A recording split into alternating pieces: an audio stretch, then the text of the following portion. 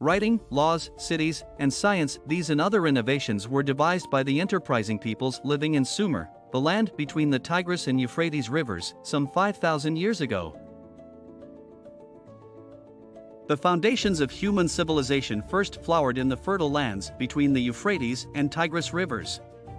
Known today as Sumer, this groundbreaking culture gave birth to not only the first cities but also innovations in transportation, literature, and monumental architecture. For more than 2,000 years, Sumerian culture flourished and was the dominant power in Mesopotamia. Across the region that is now southern Iraq, powerful city-states emerged, towering ziggurats rose, sweeping epics were told, and golden jewelry adorned the rich and powerful. Dominance and control would shift among its glorious cities as the years rolled by.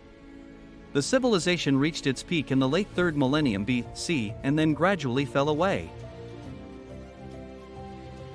Sumerian civilization and its achievements would be forgotten for millennia, until archaeologists began exploring the region in earnest in the 19th and 20th centuries. Glorious finds in the area revealed the richness and complexity of this ancient culture and allowed scholars to see how Sumerian influences cascaded through the civilizations that followed it. Settlers arrived in the Mesopotamian floodplain around the 6th millennium BC. These innovators devised an irrigation system of canals to harness the waters of the Tigris and Euphrates and better manage agriculture in the region. Their success created rich agricultural centers of trade. The wealth turned settlements into villages, and villages grew into cities with thousands of residents. By 3500 BC, Sumer had grown into a collection of city-states linked by linguistic and religious traditions. Among the most significant were Eridu, Uruk, Ur, Larsa, Isin, Adab, Lagash, Nippur, and Kish. Over time, some of them grew more powerful than others, and for brief periods, one city-state might rule the others until it fell from power. These cities were ruled by kings, whose names might have been forgotten were it not for the discovery of the Sumerian king list. Copies of the list have been found on 16 different clay tablets or cylinders found across Mesopotamia. The most complete one features the names of prominent cities, their rulers, and how long they ruled. Scholars are quick to point out that the Sumerian king list blends legend and history, with the earliest kings enjoying excessively long reigns and the more recent having human-sized lengths of time on the throne. The very first city-state to rise to prominence was Uruk, called Erech in the Bible. According to the Sumerian king list, it was founded by King Enmerkar around 4500 BC. At its peak, Uruk numbered some 40,000 inhabitants, a huge population that drove significant economic development. The city's wealth was reflected in its monumental architecture. Uruk's ziggurat, dedicated to the Sumerian sky god Anu, was completed by the late 4th millennium BC. Topped with its white temple, its soaring form, resplendent in sunshine, would have soared high many centuries before Egypt's Great Pyramid. Excavations in the 20th century by German archaeologists revealed Uruk's richness, with evidence of large-scale gold dash, silver dash, and copperworking. Other massive structures were uncovered, including smaller brick temples and a defensive wall. Archaeologists recovered troves of clay tablets as well as works of art. Scholars continued to piece together Sumerian history as other cities were excavated. In Lagash, a sophisticated irrigation and sluice system was found. The most famous discoveries were found by the British Museum's Leonard Woolley and the University of Pennsylvania. They uncovered Ur, a city that peaked in the late 3rd millennium BC. Woolley's digs of the 1920s and 30s excavated Ur's 80-foot-tall ziggurat dedicated to the moon god Nana. Woolley also discovered the city's royal cemetery from the mid-3rd millennium BC.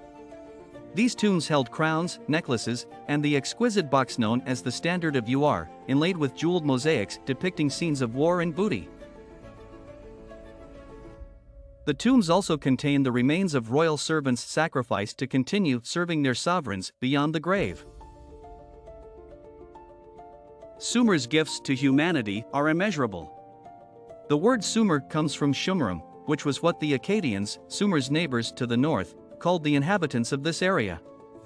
The ancient Sumerians called themselves Salmat Kakati, meaning black heads. Sumer's agricultural successes led to a need for a methodical system of recording information. Sumerian merchants needed reliable ways to track their businesses. Somewhere around 3500 BC, merchants began using soft clay tablets impressed with small symbols to keep track of their goods. These pictorial symbols evolved by 3200 BC into a complex series of signs of about 600 characters known as Sumerian script. Writing had been born. Resembling little wedges and lines, Sumerian writing was created by pressing a reed into wet clay tablets. This technique gave the system its modern name of cuneiform, from the Latin word for wedge. Sumerian script sparked a revolution. Other language groups found across Mesopotamia adopted it. Cuneiform tablets have been found in multiple Sumerian archaeological sites. Commerce was one way cuneiform spread, but scholars believe that conquest was another. Sumerian cities conquering each other expedited cultural exchanges. For instance, the Anatum of Lagash brought not only much of Sumer under his control in around 2500 BC, but also areas of Elam to the east. Ironically, however, the durability of Sumerian literary culture and the use of the cuneiform system, which later spread throughout the Near East and remained in use until as late as AD 75, was less to Sumer conquering than its being conquered. In 2330 BC, Sargon of Akkad, identified by some scholars as Nimrod in the Old Testament, toppled Lugal-Zaggisi of Uruk, Sumer's dominant ruler at the time. Uniting Akkad with Sumer as part of his conquest of Mesopotamia, Sargon forged history's first multinational empire. During the Akkadian control of Sumer, Akkadian was the preferred language, but it was written in Sumerian cuneiform. This choice helped preserve Sumerian literary texts. Many of them were preserved in copies from the later Old Babylonian period, 2003 to 1595 BC. Sumerian literature included hymns, magic spells, morality texts, and myths about the gods. Early poems in Sumerian about a king of Uruk called Gilgamesh were later woven into an epic tale, a version of which was found in Nineveh in the 19th century. Gilgamesh's quest for immortality has entered the canon of classic literature and been translated into numerous languages across the world. It is hailed as one of the world's earliest heroic epics. The Sumerians' rich written record also preserved evidence of medical advances, including the first prescriptions in history. These texts include a description of the ailment and a suggested remedy. References to poultices, potions, and dowsing appear in Sumerian texts. Although it has been difficult to identify the ailments with any known conditions, these records suggest that Sumerian pharmacology was advanced. They show knowledge of sophisticated methods for obtaining substances such as powdered alkali, potassium nitrate, and saltpeter for use in their remedies. Following the fall of the Akkadian Empire around 2150 BC, Sumer was overrun by a people from the eastern highlands known as the Gutians. Sumerian kings regained control around the 21st century BC, in a period historians call the Third Dynasty of Ur. Its founder, Ur-Nanshe, was a great general, reformer, and innovator. He is credited with building the Great Ziggurat of Ur, but perhaps his greatest achievement was creating the world's first legal code.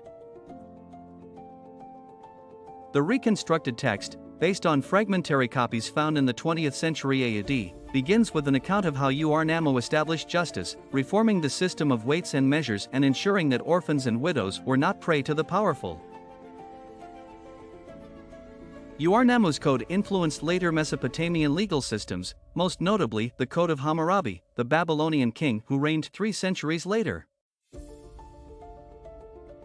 The revival of Sumerian power under the third dynasty of Ur was short-lived. Ur was conquered by the Elamites, who captured its last king around 2004 BC. The city's destruction was commemorated in the lament for Ur. Similar Mesopotamian works have been discovered, and scholars liken the lament for Ur to the Book of Lamentations in the Bible. The goddess Ningal weeps for her city in the lines of the stirring work, which scholars have pieced together from different cuneiform tablets. Dead men, not potsherds, covered the approaches. The walls were gaping, the high gates, the roads, were piled with dead. The Elamite sacking of Ur effectively ended Sumerian power, and the Sumerian language would soon be extinct. Sumeria's mighty cities and its world-changing texts lay hidden until their triumphant re-emergence nearly 4,000 years later. A lost civilization was found again, one that planted the seeds of human civilization itself.